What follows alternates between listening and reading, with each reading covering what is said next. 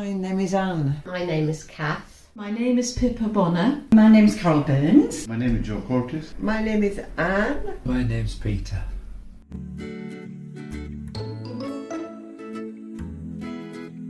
I'm 79. Well, it depends on the day, but on a good day I feel about 10 years younger. I'm 77 and I feel fine today. I don't know how old I feel.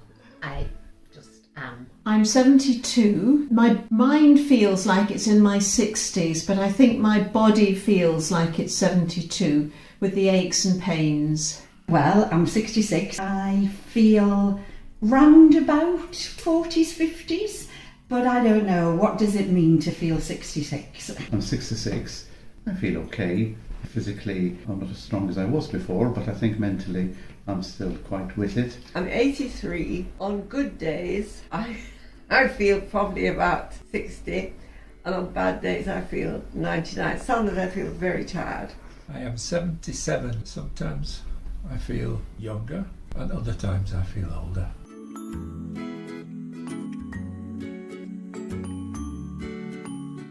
Probably the first years of retirement were the very, very best, when I could actually decide exactly what I wanted to do. I think I've enjoyed all of it actually. When I was between 22 and 25, I worked in Ghana, and that was very challenging, but it was wonderful. In my late 40s, when I met my second husband. My favourite age is now, because I'm not a person that really looks back, and I feel it's really important just to enjoy the moment and really be in the moment. Being married, and when the children were little, it was a very good, very challenging part of my life. The decade after I retired, early 60s to early mid 70s, because you lost the pressure of constantly having to be somewhere. I had to go a lot to Ireland to look after elderly relatives. I got to know more about my Irish roots, and that was a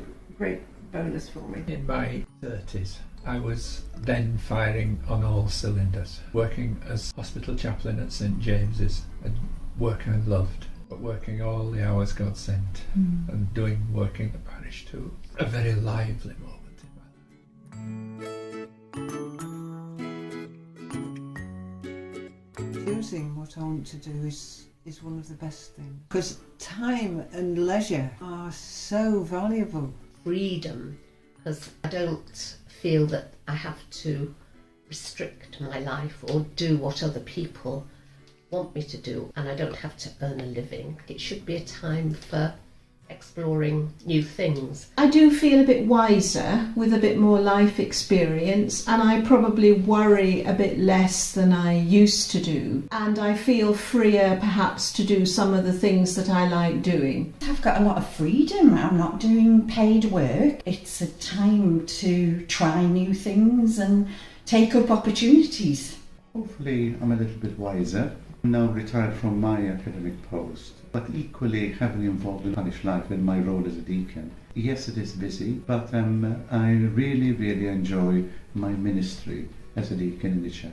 Having freedom, time, you know. Keith Waterhouse, who was a Leeds-born journalist and playwright, he used to talk about happy hour, and that happy hour for him once he retired wasn't when you could have 2 drinks for the price of one. It was when you woke up in the morning and you realised you didn't have to jump out of bed, and you could have a happy hour in bed if you wanted. As a priest, I always had things on the desk that couldn't be done. There was always something driving you on and pushing you. And now I've retired, I feel free from that having to be driven all the time.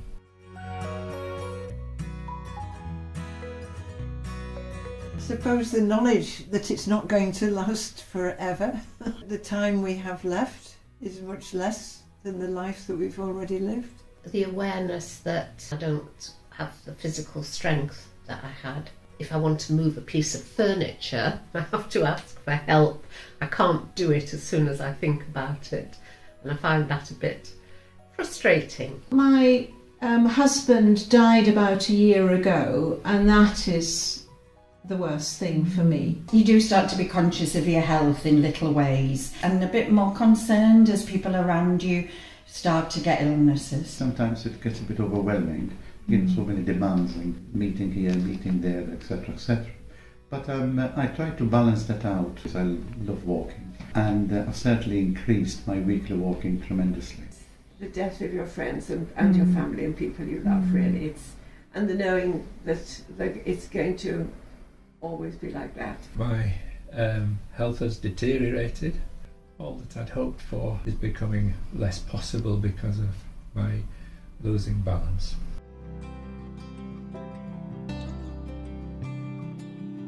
At the beginning of lockdown in the pandemic, when we couldn't visit each other, I had a birthday on the 7th of May, and I decided I was going to have a disco. All the family who were on Zoom also had to dress up, have things to eat, and we had a bottle of Prosecco that we opened. It was great, but I mean, here I was in my house dancing on my own. I was on holiday with my extended family. We were at some hot springs, and my daughter said, "Oh look, there's a stone, you can sit on that." So I sat on this stone, it was a rock, and it immediately overbalanced and I fell over backwards. So it was, and everybody of course came running to see me, thinking that I was probably hurt, and I was totally disabled, but by laughter. I've never been good at remembering people's names, and I invited people to supper, and when it came to introducing them to each other, I just could not remember, and I had to laugh about it and joke about it, but actually it was very embarrassing. I probably embarrass my grandchildren, especially my granddaughter who's 10, because they're very aware of what you're doing, but really I'm very rarely embarrassed. Start engaging with my children, I say something, and my daughter says to me, "Oh, what did you say that for? Why are you thinking in this way?"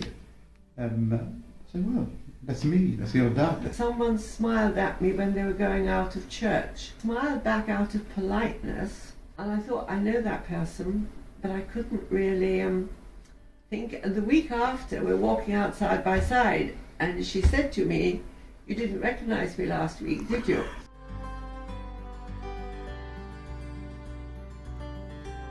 There aren't all that many people who get involved in campaigns at my age, and I have become a later life activist. I'm not sure that I am that different from lots of other people my age. I am healthier than some of the friends my age. A single episode of illness can actually be quite life-changing for somebody. My health is probably better than some of the people of my own age, which I'm very grateful for. Probably when I'm with groups of other people talking about growing older, I'm the positive person, and other people are a little bit more concerned about the negative. Not many people my age are still clued on to what's going on and to really enjoy being the age I am. I'm able to walk a bit better than some people. My health is generally better than some people, but I do get very tired. I'm not fit particularly, but I haven't got the pain that some people have, so I'm fortunate.